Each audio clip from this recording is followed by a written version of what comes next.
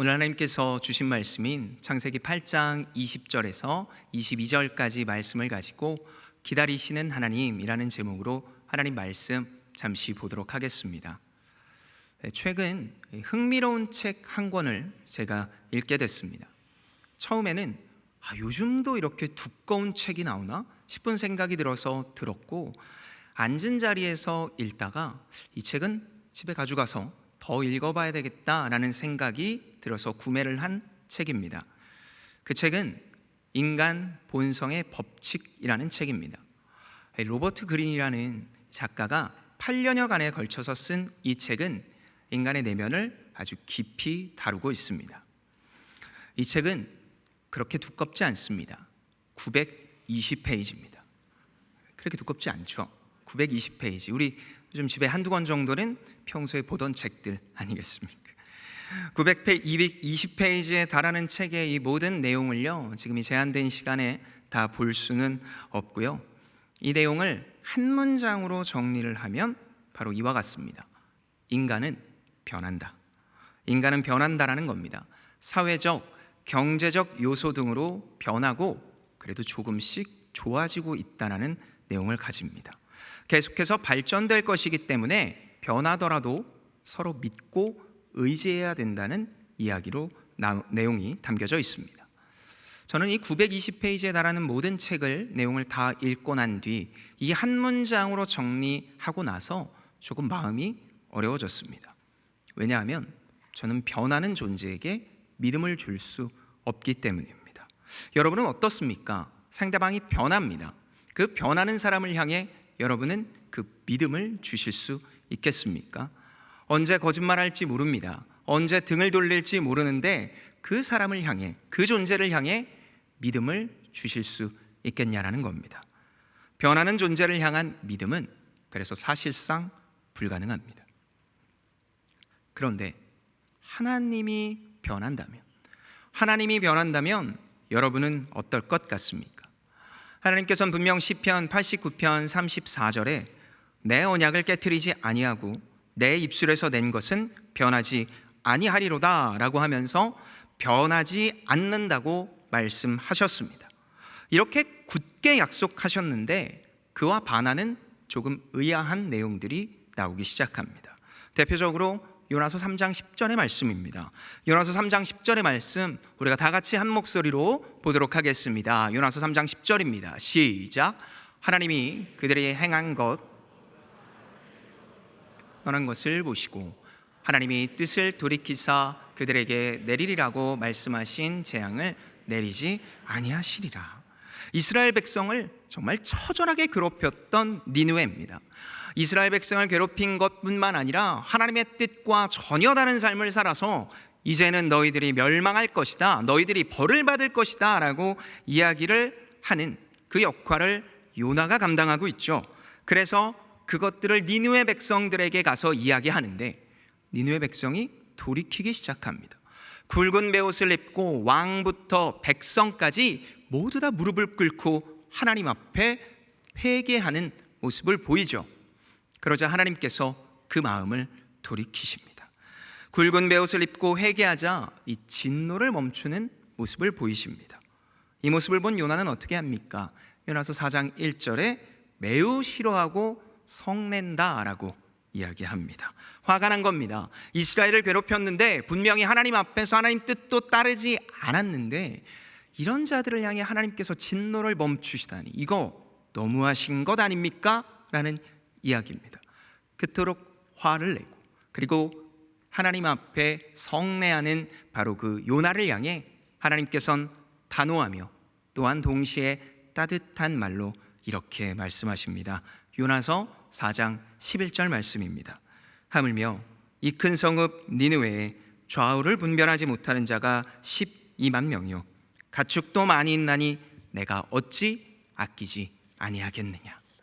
한 영혼이라도 더 그분의 사랑 안에 품기 위해 변하는 모습, 바로 이것이 요나서에 나타나는 하나님의 모습입니다. 이것을 통해 우리는 알 수 있습니다. 하나님의 사랑이라는 본질은 절대 변하지 않습니다. 하지만 하나님의 사랑이 더 오래 참고 기다리시는 모습으로 변합니다. 인간은 변덕을 부립니다. 내 원함과 내 바람이 있으면 그것 때문에 언제든지 상대방에게 등을 돌릴 수 있는 존재입니다. 그러나 하나님은 본질적으로 변하지 않는 사랑 안에서 더 깊이 더 오래 참는 모습으로 변하십니다. 하나님의 본질은 변하지 않지만 태도와 방법은 더 아름답게 변하고 있습니다. 오늘 본문도 바로 이와 같은 내용입니다. 변하지 않는 사랑 안에서 더 깊이 아름답게 변화하는 모습의 하나님, 더욱이 이전과 차원이 다른 이 새로운 사랑의 모습을 보이시고 있습니다. 변하지 않는 사랑의 품 안에서 더 깊이 변하시는 하나님의 모습을 통해 오늘의 우리가 깨달아야 될 것은 무엇이며 이 내용을 통해 더욱 하나님을 깊이 사랑하는 귀한 오늘이 되기를 바랍니다.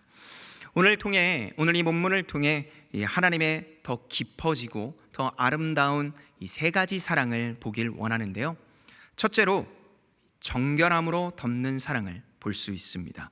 오늘 본문 20절입니다. 창세기 8장 20절의 말씀입니다. 노아가 여호와께 제단을 쌓고 모든 정결한 짐승과 모든 정결한 새 중에서 제물을 취하여 번제로 제단에 드렸더니라고 말을 합니다. 오늘 본문은 아이들부터 어른들까지 교회를 다녔다면 그것도 아주 짧은 시간을 다녔어도 한 번 이상은 들어봤을 만한 바로 노아의 홍수 이야기입니다. 어찌나 유명한지 각종 영화로 만들어질 정도죠. 하지만 우리는 이 노아의 홍수, 이 사건에 매몰된 나머지 하나님께서 이 본문 속에 우리가 꼭 알아야 될 것이라고 숨겨두신, 그러나 꽁꽁 숨겨두시지는 않은 바로 그 내용을 놓치고는 합니다. 방주와 홍수라는 이 거대한 스케일의 장면들로 인해 정작 깨달아야 될 것들을 놓치는 경우가 아주 자주 있습니다. 그래서 그것을 좀 우리가 방지하기 위해서 간단히 홍수 사건을 알 필요가 있습니다. 노아 시대 하나님께서 창조물에게 심판하셨습니다. 사람으로부터 가축, 기는 것에서부터 공중의 새까지 하나님께서 철저히 심판하셨습니다. 그러나 단 한 사람, 바로 노아는 하나님께 은혜를 입었습니다.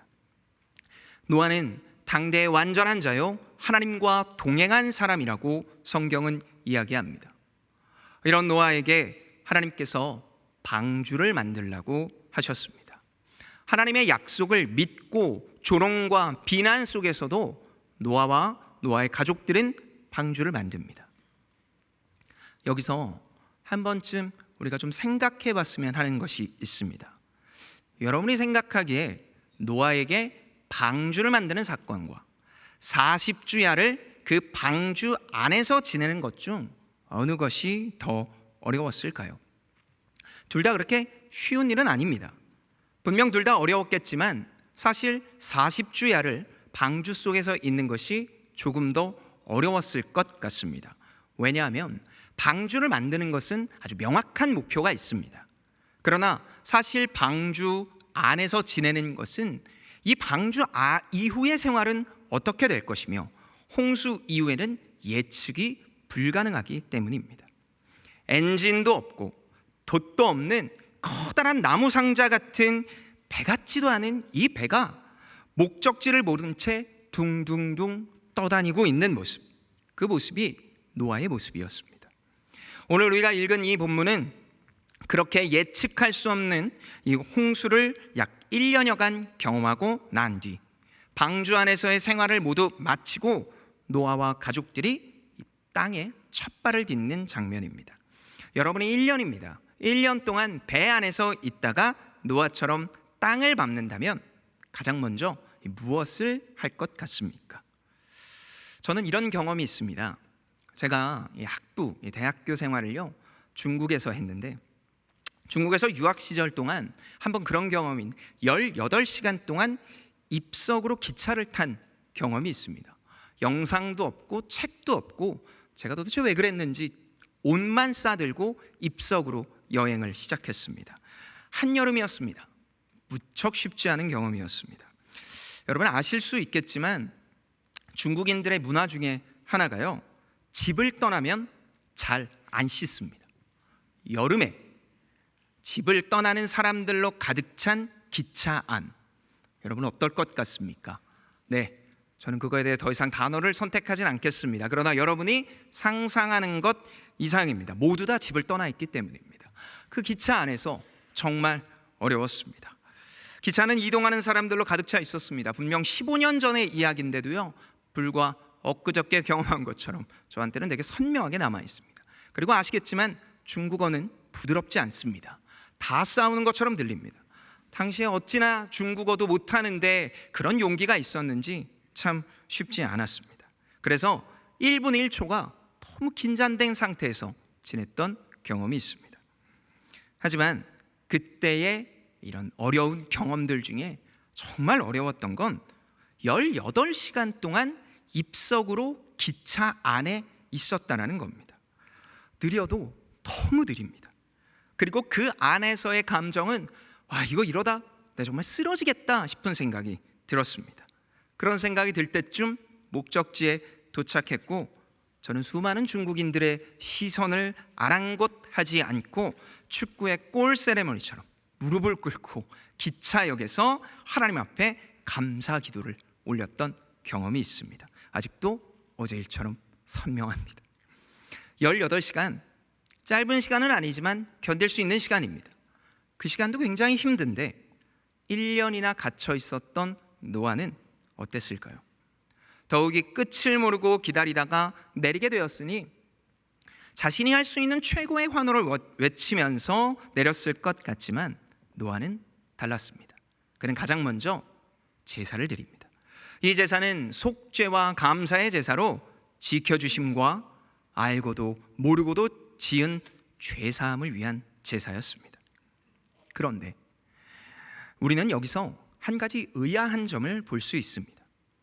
제사에 이 제물로 쓰였던 짐승들이 어떤 짐승들입니까? 오늘 본문 20절을 다시 한번 보면 이렇게 얘기합니다. 노아가 여호와께 제단을 쌓고 모든 정결한 짐승과 모든 정결한 새 중에서 제물을 취하여 번제로 제단에 드렸더니, 정결한 짐승과 정결한 새들이 제사의 제물이 되었습니다. 분명히 앞서 창세기 1장 7장 1절에서부터 2절까지 말씀을 보면 여호와께서 노아에게 이르시되 너와 내 온 집은 방주로 들어가라. 이 세대에서 내가 내 앞에 의로움을 내가 보았음이니라. 너는 모든 정결한 짐승은 암수 7씩, 부정한 것은 암수 2씩을 내게로 데려오며 라고 말씀하신 것처럼 방주 안에는 정결한 짐승뿐 아니라 부정한 짐승도 함께 태웠습니다. 인간적인 생각으로 지금 이 땅을 다시 새롭게 하시려고 하나님께서 홍수를 허락하셨는데, 기왕 다시 리뉴얼할 거면 부정한 것들은 모두 다 없애야 될 것 아니겠습니까? 그래서 부정한 짐승으로 모두 다 제사를 드리고 정결한 것만 남기면 너무 좋을 것 같은데, 하나님께서 노아에게 정결한 짐승으로 제사를 드리라고 말씀하셨습니다. 모든 것이 사라지고 남은 것이라곤 방주에 있는 짐승들 뿐인데 정결한 짐승으로만 번제의 제물로 드렸다라는 겁니다. 왜 정결한 짐승으로만 제물이 되었을까요? 그것은 바로 정결한 존재의 죽음으로 부정한 존재를 정결하게 만드는 하나님의 뜻입니다. 정결한 짐승이 제물로 드려져 부정한 것들이 구원을 얻었습니다. 이것은 하나님의 구원의 역사입니다. 더럽고 추악한 것을 눈에서 치우는 게 아니라 정결함으로 덮으셨습니다. 이 진리는 오늘 우리에게도 동일하게 적용됩니다. 세상에서 가장 더럽고 추악한 존재가 누굽니까? 바로 우리 인간입니다. 하나님 입장에서 매번 내 이익에 따라 변하고 언제나 최선을 다해 하나님과 멀어지려는 그 부정한 인간을 포기하시는 게 더 빠르고 더 좋을 것 같지만 하나님은 달랐습니다.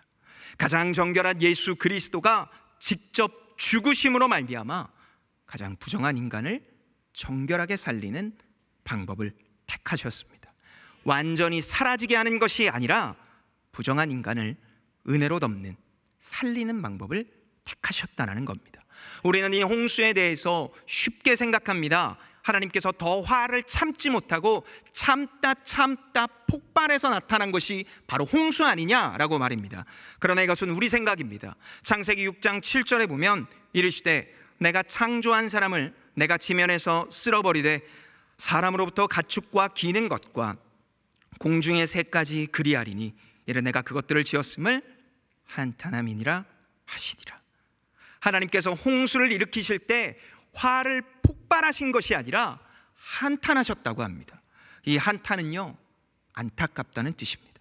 창조물을 멸망시키는데 폭발한 화가 아니라 눈물을 흘리며 안타까워하셨습니다. 이 부정한 인간들의 모습을 보며 안타까워하셨고 결국 직접 죽으심으로 이 부정한 모든 것을 해결하기로 하셨습니다. 그리고 더 이상 심판이 아니라 부정한 세상의 허다한 죄를 덮는 사랑으로 더 깊이 아름답게 변하셨습니다. 그렇다면 이 죽음과 바꿔주신 사랑을 덧입은 하나님의 백성들, 구원 입은 우리는 어떤 역할을 해야 할까요? 바로 오늘 이 본문에서 이야기한 것처럼 제단에 드려지는 제물의 역할을 해야 합니다. 우리에게 본을 보으신 앞서 죽으신 분이 바로 누구십니까? 우리의 흠없는 어린 양 예수 그리스도입니다. 그리스도께서 제단의 제물로 죽으셨습니다. 그러므로 인해 누가 구원을 얻었습니까? 바로 부정한 우리가 살 길인, 유일한 살 길인 구원을 얻었습니다. 그런 구원받은 우리에게 하나님은 아직도 은혜의 영역에 들어오지 못한 그들을 향해 초대의 역할, 바로 이 정결한 짐승이 제물로 드려졌던 것처럼 너희들이 바로 그 역할을 감당해야 된다 말씀하십니다. 에베소서 5장 2절에 그리스도께서 너희를 사랑하신 것 같이 너희도 사랑 가운데서 행하라. 그런 우리를 위하여 자신을 버리사 향기로운 제물과 희생 제물로 하나님께 드리셨느니라. 바로 이 말씀처럼 우리가 제물 되는 것처럼 낮아지고 함께 해야 합니다.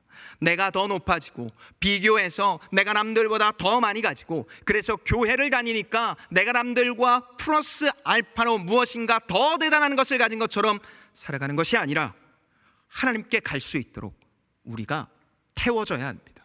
우리가 낮아져야 합니다. 더 많이 소유해야 한다는 세상과 나누고 헌신하며 이 땅이 끝이 아니라는 선택의 삶, 세상과 전혀 다른 그 삶을 우리 성도들이 살아내야 합니다. 동시에 하나님의 성도이지만 여전히 스스로 곤고한 마음이 들 때마다 전혀 다른 선택, 제단의 부정한 짐승과 같은 나를 위해 죽으신 이 그리스도의 죽음을 기억하며 삶의 목적과 방향을 잡아야 합니다. 그런 더 정결하게 하시는 하나님의 사랑, 그 사랑을 힘입어 하나님의 한량없는 사랑을 누리며 살아가는, 또한 펼치며 살아가는 우리네 성도님 되기를 바랍니다. 하나님의 더 깊어진 사랑, 두 번째 사랑은 더 오래 기다려주는 사랑입니다. 오늘 본문 21절입니다. 창세기 8장 21절의 말씀 우리가 다 같이 한 목소리로 읽겠습니다. 시작. 여호와께서 그 향기를 받으시고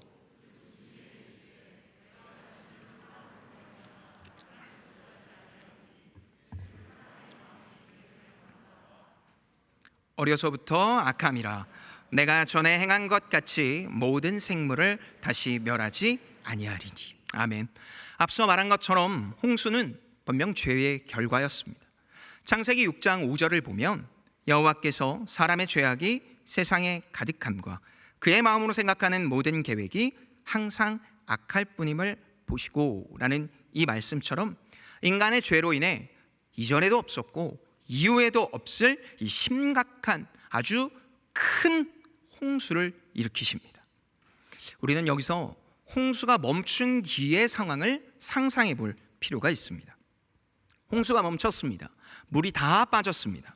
물이 그렇게 다 빠지고 나면 아무것도 없는 것 같은 사막 같은 것을 상상하는데 아닙니다. 분명히 하나님께서 홍수를 일으키시고 그 거대한 물 속에는 많은 사람들의 시체, 그리고 동물의 사체, 그리고 내가 살던 집, 옆집 사람이 살던 집에 부서진 잔해들, 그리고 기구들이 둥둥 떠 있었을 겁니다. 그래서 물이 다 빠지고 나면 거기에 있던 시체들과 사체들, 집에 부서진 것들이 두 눈앞에 엄연히 있었을 겁니다. 그리고 동시에 썩은 냄새가 진동하며 부서진 것들로 인해 이것을 보고 있는 노아와 노아의 가족들은 분명 황량한 마음이 들었을 겁니다. 그런데 이 홍수를 경험한 뒤 어떻게 됩니까? 오늘 본문에서 읽은 것처럼 사람의 마음이 계획한 바가 어려서부터 악하다. 홍수 전에도 생각하고 계획하는 게 다 악했습니다. 그래서 홍수를 경험했습니다. 그러면 죄의 결과로 나는 홍수를 경험하고 나면 좀 더 좋아지고 1.1획이라도 좀 더 좋아졌을 것 같은데, 하나님은 그 인간들의 생각과 계획이 모두 다 악하다. 인간의 짙은 죄성은 1점만큼도 변하지 않았다라고 이야기하고 있습니다. 개인적으로 가장 상심이 크고 낙담될 때가 이럴 때가 아닌가 싶습니다. 해도 안 변하는 때 있지 않습니까? 정말 내가 최선을 다해서 했는데 그게 변하지 않을 때 상심하고 낙담되는 것 같습니다. 저도 그런 경험이 있습니다. 저희 집에요 5살짜리 딸이 한 명 있습니다. 저희 5살짜리 딸이 한 명인데 이름이 아인입니다. 하나님께서 허락하신 이 아인이라는 이름을 가지고 있는데, 이 눈, 히브리어로 눈이라는 뜻입니다. 혹자는 유아인 씨를 따라서 그때 인기가 있었으니까 그 이름 따라한 건 아니냐라고 얘기를 하는데, 그게 아니라 정말 100% 히브리어에서 따왔습니다. 이 눈이라는 뜻을 가지고 있는 아이인데요, 그 아이가 저를 아빠로 인지하는 걸 제가 경험한 순간부터 매일 한 얘기가 있습니다. 아빠 빼고 남자는 다 믿지 마. 여기 계신 남성분들의 눈빛이 너는 남자 아니냐라고 보고 계시는 것 같지만, 네, 어쨌든 전 저희 딸에게 매분 매초 정말 거듭해서 약속하고 얘기했습니다. 아빠 빼고 남자 다 믿지 마. 다 도둑이야 라고 끊임없이 이야기했습니다. 하루도 안 빼놓고 이야기했고요. 저는 저희 딸이 이제 얘기만 하면 언제나 아빠 사랑해 라는 대답을 할 수 있을 거라고 여길 때쯤 한 사건이 일어났습니다. 저희 딸에게 남자친구가 생겼다라는 겁니다. 5살인데 남자친구가 생겼습니다. 처음에는 도대체 어린이집 선생님이 도대체 뭘 하길래 이렇게 되는 거야? 라고 제가 분노를 했는데, 제가 그때 생각이 들었습니다. 이거 좋은 기회다. 그래서 제가 저희 딸을 앉혀놓고 대답했습니다. 아빠가 좋아. 그 남자친구 이름이 원희인데요, 원희가 좋아. 저는 0.1초 만에 분명히 아빠라고 대답할 거라고 굳은 확신을 가지고 물어봤는데 0.01초 만에 저희 딸의 입에서 나온 건 원희. 저는 그날 예수님께서 오신 줄 알았습니다. 너무너무 슬펐고요, 너무너무 낙심이 됐고요. 제가 얼마나 낙심을 했는지 저희 아내가 더 무서운 얘기를 했습니다. 당신 곁엔 내가 있잖아. 저는 그날 사건을 잊지 못합니다. 그래서 저는 이 교육이 그다지 효과 없음을 알고 완전히 멈췄습니다. 가벼운 이야기지만 인간은 자신의 노력만큼 원하는 결과를 원합니다. 그리고 그거 얻지 못하면요, 상심하고 낙심하게 돼요. 그리고 그걸 충분히 알기엔 이 에피소드가 여러분에게도 잘 적용되리라 믿습니다. 아무리 교육을 열심히 받아도 거듭해도 우리는 하나님에게 죄를 짓고 본성은 변하지 않습니다. 이렇게 변하지 않는 모습은 홍수 심판이 끝난 뒤에도 나오는 창세기 9장에 계속해서 이어집니다. 홍수가 지난 뒤 이제 일상, 특별히 이 노아는 농사를 지었습니다. 그리고 몇 가지의 것들을 심고 나서 첫 번째 수확물로 얻은 게 이 포도죠. 그리고 그 포도로 포도주를 담갔습니다. 어쩌다 한번 마신 것이 아니라 자주 마신 것으로 보입니다. 그런 상황을 창세기 9장 21절에는요 벌거벗었다라고 표현합니다. 자신의 장막 안에서 술에 취해 아버지가 벌거벗었습니다. 여러분은 이 모습이 상상이 가십니까? 저는 사실 좀 상상이 가지 않습니다. 불과 1년여 전에 방주를 만들었습니다. 사람들이 모두 보이는 바로 그곳에서 방주를 만들고 배 안에서 리더십으로 족장이자 그 가장으로서 모든 역할을 감당한 사람이 이제 홍수 끝난 지 얼마나 됐다고 포도주로 담가 거나하게 취해 있습니까? 심지어 더욱이 이 가정에서 더 이해하기 힘든 모습이 창세기 9장 22절에 나오는데 이렇게 나옵니다. 가나안의 아버지 함이 그의 아버지의 하체를 보고 밖으로 나가서 그의 두 형제에게 알림해 술에 취해 긴장감 하나도 없는 모습을 그의 아들 함이 봅니다. 그리고 그 형제들에게 알리죠. 여기서 이 알리다라는 히브리어는요, 조롱하다, 찾으면서 보다라는 의미입니다.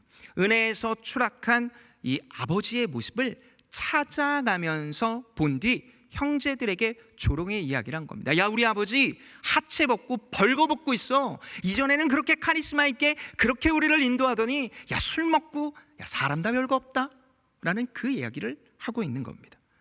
하지만 이 얘기를 들은 다른 두 아들 셈과 야벳은 어떻게 합니까? 창세기 9장 23절에 아버지의 허물을 덮어주려는 인식이 상실된 이 함과 다르게 이렇게 나옵니다. 셈과 야벳이 옷을 가져다가 자기들의 어깨에 메고 뒷걸음쳐 들어가서 그들의 아버지의 하체를 덮었으며 그들이 얼굴을 돌이키고 그들의 아버지의 하체를 보지 아니하였더라. 뒷걸음질을 칩니다. 등을 돌려서 들어가죠. 그리고 아버지의 하체를 덮고 보지 않습니다. 앞서 찾으며 보았던 함과 달리 셈과 야벳은 이 얼굴을 돌려 수치와 웃음거리를 덮어주는 모습입니다.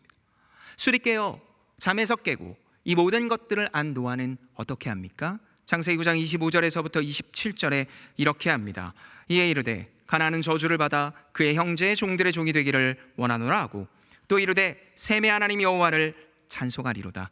가나안은 셈의 종이 되고 하나님은 야벳을 창대하게 하사 셈의 장막에 거하게 하시고 가나안은 그의 종이 되게 하시기를 원하노라 하였더라. 일어나서 분명하게 이야기를 합니다. 함은 아버지의 수치를 들춰냈다. 그래서 죄를 받는다. 그런데 누가 죄를 받냐? 바로 함과 그의 자녀인 가나안이 받는다라고 이야기를 합니다. 아니, 사실 생각해 보면 하체를 본 것이 이렇게 저주를 받을 만큼 큰 잘못입니까? 상식적으로 볼 때 더 큰 잘못은 사실 원인을 제공한 아버지 아닙니까? 누가 아버지 보고 술 취하라고 그랬습니까? 그래서 아버지가 술을 먹고 취하는 게 더 큰 잘못 같은데 지금 이 모든 것들은 불공평해 보입니다. 그러나 함의 생각에는 악한 의도가 있었습니다. 새롭게 하나님의 나라가 시작하였음에도 함은 의도적으로 아버지의 하체를 보았고 악한 의도를 가지고 두 형제에게 알렸습니다. 여기서 우리는 창세기가 쓰여진 목적을 기억해야 됩니다. 창세기를 비롯한 이 모세 오경은 가나안 땅에 들어가는 이스라엘 공동체를 위해서 쓰여진 책입니다. 가나안의 문화는 이방신을 섬기는 성적으로 타락한 문화였습니다. 이 문화의 시작이 어디서부터 시작된 겁니까? 아버지의 하체를 보고 조롱한 함에서부터 시작된 겁니다. 세월 속에 이런 함의 가치관이 계속해서 전달되었기 때문에 가나안이 저주를 받고 이 말씀을 기록하며 약속의 땅을 향해 가는 이스라엘 공동체가 그 성적인 것에서 온전히 구별돼야 된다. 바로 그 가치관을 따라가면 안 된다라고 말씀하시는 겁니다. 다시 노아를 통해 하나님의 나라를 회복하시려는 상황에서 하나님께서는 오늘 본문 21절에 이렇게 말씀하시죠. 여호와께서 그 향기를 받으시고 그 중심에 이르시되 내가 다시는 사람으로 말미암아 땅을 저주하지 아니하리니 이는 사람의 마음에 계획하는 바가 어려서부터 악함이라 내가 전에 행한 것 같이 모든 생물을 다시 멸하지 아니하리라. 홍수를 경험하고도 변하지 않았으면 더 큰 벌을 내리는 게 맞는 것 같습니다. 그래서 우리 입장에서는 지금 이렇게 말 안 듣는 노아와 노아 가족들 이제는 다 포기하고 다 쓸어버려야 될 것 같지만 하나님께서는 노하기를 더디하는 정결한 사랑을 내가 실천하겠다. 내가 더 오래 기다려주겠다. 내가 더 오래 함께 하겠다라고 말씀하십니다. 사도 베드로도 베드로후서 3장 9절에 주의 약속은 어떤 이들이 더디다고 생각하는 것 같이 더딘 것이 아니라 오직 주께는 너희를 대하여 오래 참으사 아무도 멸망하지 않고 다 회개하기에 이르기를 원하시느니라. 함과 같이 그들이 셈과 야벳처럼 살아가기를 위해 인내하고 지켜주시고 노하기를 더디하겠다는 은혜의 약속, 바로 그것을 말씀해 주시고 있습니다. 그렇다면 이 은혜의 약속을 받은 우리는 도대체 어떻게 살아가야 할까요? 기다려줘야 됩니다. 하나님의 성품을 닮아가는 이 교회가 바로 기다리고 인내하며 품어줘야 합니다. 채찍질로 사람이 변하지 않습니다. 더 강한 힘으로 그들을 때리면 당장 변하는 것 같지만 절대 변하지 않습니다. 하나님의 사랑으로 그들을 안아주고 기다리며 함께 해야 합니다. 여러분 잊지 마십시오. 단단히 겹쳐 입은 겉옷을 벗기는 방법은 더 강한 바람이 아닙니다. 바로 따스한 햇볕입니다. 그렇기에 우리는 아직도 변하지 않고 발버둥치는 그들을 향해 어떻게 해서든지 더 강한 바람, 더 강한 힘으로 우리들이 임하는 걸 가졌다라고 보여지는 것이 아니라 우리가 가진 이 하나님의 더 오래 기다리시고 그리고 정결한 사랑으로 그들을 기다리며 덮어줘야 됩니다. 누군가 안 된다라고 여기를 하며 너희들도 포기해라는 그 포기보다 세상에서 포기된 그 영혼을 우리가 안아줘야 됩니다. 하나님이 우리를 놓지 않은 것처럼 말입니다. 그렇게 하나님의 사랑을 실천하는 우리네 성도님들이 되기를 바랍니다. 마지막이자 세 번째로 하나님의 더 깊어진 사랑은요, 자유케 하시는 사랑입니다.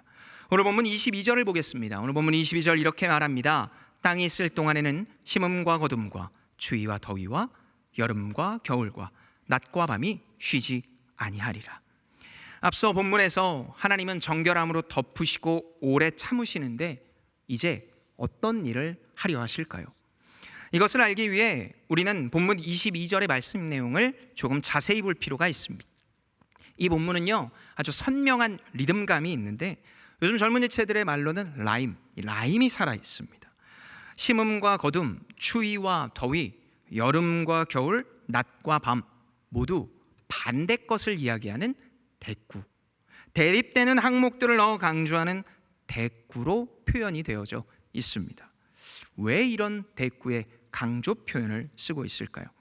왜냐하면 이 모든 것은 질서의 순환을 명확하게 보이기 위함입니다. 심음과 거둠, 추위와 더위, 여름과 겨울은 계절의 순환을 뜻합니다. 또 낮과 밤은 하루의 순환을 뜻하죠. 인간의 타락함으로 말미암아 예상치 못한 일들이 있을 수 있지만 분명히 이 모든 계절과 하루의 순환은 멈추지 않을 것입니다. 그리고 변하지 않게 하셨다는 하나님의 굳은 약속이죠. 하지만 문제는 역시나 또 우리 인간입니다. 앞서 이야기했지만 인간은 미련하고 나약해서 조금만 변해도 두려워합니다. 노아를 비롯한 노아의 가족들은 홍수를 경험했습니다. 그러니까 작은 구름이 비를 뿌리는 것처럼 다가오면 우리가 또 홍수를 경험하면 어떡하지? 그리고 다른 사람들이 죽어있는 시체나 또 동물들의 죽어있는 사체를 보면 이렇게 또 죽으면 어떡하지? 나도 이렇게 죽으면 어떡하지라는 트라우마 같은 것을 경험했을 겁니다. 요즘 우리나라의 폭우로 어려움을 겪으신 분들이 아주 많은데요, 그런 분들도 한동안 이 비만 보면 진저리가 날 정도로 아주 어려운 경험들, 그리고 그 기억들이 괴롭히고 불안하지 않겠습니까? 당시에 있는 모든 사람들도 그랬을 겁니다. 하나님께서는 그렇게 어려워하는 자들을 마음과 모습을 아시고 한 가지 약속을 하시니 그것이 바로 창세기 9장 16절의 말씀입니다. 무지개가 구름 사이에 있으리니 내가 보고 나 하나님과 모든 육체를 가진 땅의 모든 생물 사이에 영원한 언약을 기억하리라. 약속의 상징인 무지개를 허락하셨습니다. 그러니까 하나님께서 불안하고 어려운 자들을 향해 무엇을 주셨냐면 무지개를 허락하신 겁니다.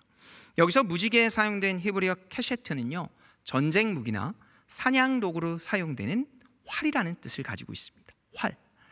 이 무지개의 영어 단어가 뭐죠? 레인보우. 이 보우가 활이라는 뜻을 가지고 있는 것처럼 무지개는 활이라는 의미를 가집니다. 여기서 또 한 가지 질문을 하게 됩니다. 왜 굳이 무지개에 활이라는 단어를 사용했을까요? 다른 단어도 있는데 굳이 이 활이라는 단어를 쓴 이유가 있지 않을까요? 그것을 알기 위해 구약 성경에서 활이 어떤 의미를 가지고 있는지 살펴볼 필요가 있습니다. 구약 성경에서 활은요, 주로 여호와께서 진노하실 때 사용하는 공격용 무기입니다. 그러니까 하나님께서 화가 났어요. 그래서 심판을 하세요. 그런데 그 심판의 무기로 어떤 걸 사용하시냐면 활을 사용하십니다.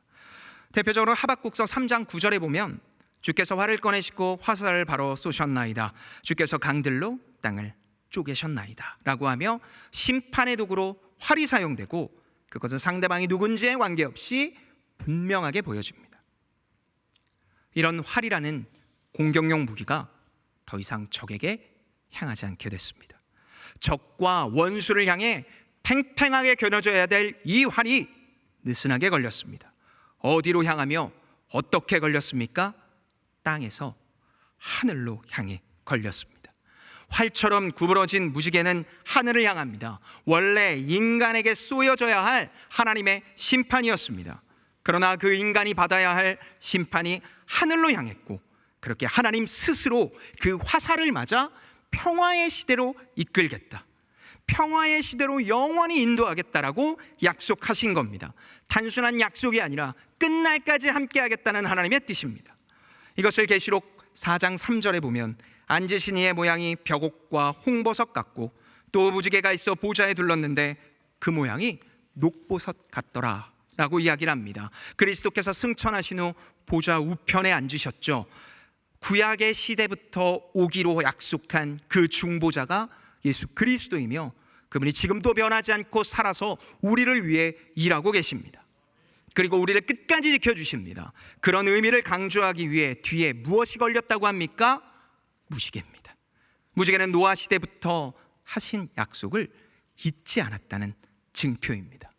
녹보석은 바로 에메랄드인데요, 바로 이 에메랄드 보석처럼 변하지 않는 보석처럼 영원히 걸려있는 무지개, 활처럼 휘어진 무지개는 하나님께서 공격받아 마땅한 이 땅의 모든 생물들을 향해 결코 진멸하지 않는다는 맹세입니다. 그러니까 하나님께서 이 무지개를 주시며 우리에게 약속하십니다. 걱정하지 마라. 내가 이 모든 계절과 이 모든 날의 순환을 책임진다. 그리고 이것을 믿고 의지하는 너희들의 인생도 내가 책임지며 그리고 그 모든 신앙의 자유함을 허락하겠다. 그래서 세상 사람들은 이것을 지켜야 된다, 세상 사람들은 이것을 해야 된다, 그래야 마땅히 살아갈 이유와 목적이 있다고 이야기를 하지만 너희들은 내가 죽었고 내가 맞았고 그리고 내가 이것을 너희에게 약속했으니 세상 끝날까지 책임지고 인도하겠다라는 약속, 바로 그것이 자유이며 우리가 누려야 할 신앙의 핵심입니다. 사랑하는 우리 성도 여러분, 앞서서 이야기했지만 창세기가 쓰여진 목적은 단순한 역사를 알리기 위함이 아닙니다. 가나안 땅에 들어가는 430년 동안 종로로 타던 자들을 향해 사랑하는 내 아들아, 사랑하는 내 딸아, 너희들은 이제 종이 아니야. 너희들은 죄인이 아니야. 내가 너희를 위하여 죽었어. 내가 너희를 위하여 오래 기다릴 거야. 그리고 내가 정결함으로 덮을 거야. 그러니까 세상 것이 아닌 나를 따를 수는 없겠냐. 내가 너희들을 책임질 테니, 내가 너희를 끝까지 기다릴 테니 이제 너희들 나와 함께하자. 새로운 땅에서 온전히 그렇게 살아가자라고 이야기하시며 2020년 8월을 살아가는 오늘 우리에게도 동일하게 말씀하시고 있습니다. 얼마나 죄악된 세상입니까? 가나안 땅처럼 죄악되지 않으면 살아감이 불가능해 보이는 시대입니다. 또 코로나 바이러스로 세상의 기초부터 흔들리는 공포를 경험합니다.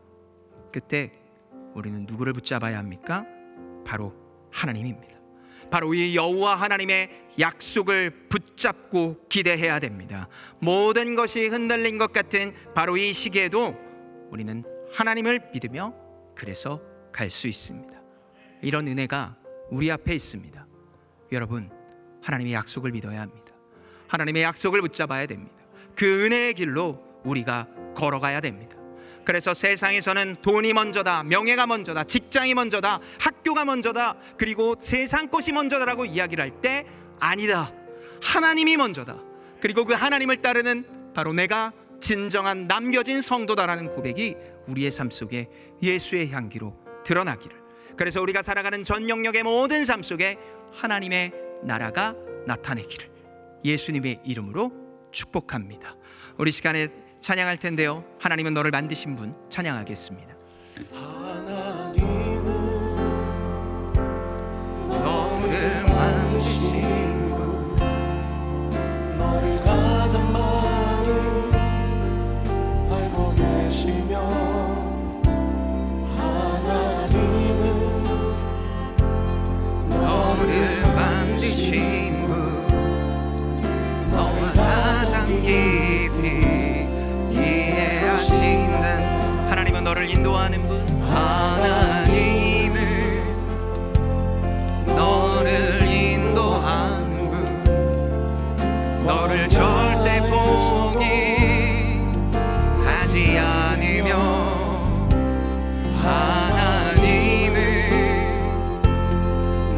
너를 지키시는 분, 너를 쉬지 않고 지켜보신단다. 그의 생각, 그의 생각 셀 수 없고, 그의 삶이 무궁하며 그의 성실 날마다 새롭고, 그의 사랑 끝이 없다. 그의 생각 셀 수 없고, 그의 생각 셀 수 없고, 그의 삶이 무궁하며 그의 성실 날마다 새롭고, 그의 사랑 끝이 없단다. 우리 오늘 주신 말씀 가지고 기도하길 원합니다. 하나님은 일상이 완전히 무너진 바로 지금 죽기까지 살아간 내용을 기억하며 책임지고 또 기다리시겠다고 말씀하십니다. 하나님께서는 변하지 않겠다고 약속하십니다. 그러기에 우리에게 필요한 것은 지금 이 고통을 빨리 벗어나는 속도보다 하나님 약속에 맞춰진 방향입니다. 하나님의 방향에 온전히 맞춰진 내가 되게 하여 주시옵소서. 하나님만 바라보는 우리가 되게 하여 주시옵소서. 이 시간 마스크를 쓰고 계시니 큰 소리가 아니어도 상관없습니다. 간절한 마음으로 우리 시간 다같이 주님 한번 부르고 기도하겠습니다. 주여, 하나님 아버지, 주님의 시간 기도합니다.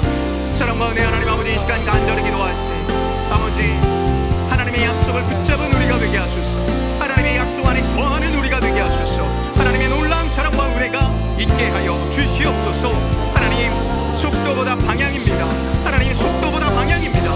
빨리 없어지는 것이 중요한 게 아니라 하나님의 약속이 견고한 그 방향에 맞춰진 자가 우리가 될 수 있도록 주여 인도하여 주시옵소서. 하나님만 바라보게 하소서. 주의 은혜를 기억하게 하소서. 하나님, 영혼들에게 꼭 필요한 이 땅의 하나님의 방향을 알려주셔서 한 걸음 한 걸음 걸어나가는 주님의 온전한 사랑을 기억하게 하여 주시옵소서.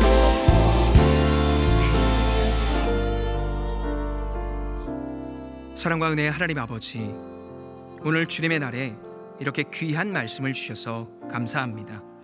우리는 미련하고 나약하여 일상의 어려움과 혼돈을 스스로 해결하려 합니다. 스스로 믿고 싶은 존재를 믿지만 하나님은 그런 우리에게 오늘도 말씀해 주십니다. 나 여호와 하나님을 믿으라. 나를 죽기까지 사랑하시고 오래 참고 기다리시며 책임지시는 하나님의 은혜를 경험하는 내가 되게 하여 주시옵소서. 우리를 향한 당신의 촛대를 치우지 마시고 속도보다 방향이라는 사실을 잊지 않으며 하나님의 마음에 온전히 합한 우리들이 되게 하여 주시옵소서. 이제는 우리 구주 예수 그리스도의 은혜와 하나님 아버지의 사랑과 성령의 교통하심이 여기 모여 하나님의 더 깊은 사랑 안에 머물겠노라고 고백하는 모든 성도님들의 가정과 직장과 교회 위에 이제부터 영원토록 함께하기를 축원하옵나이다. 아멘.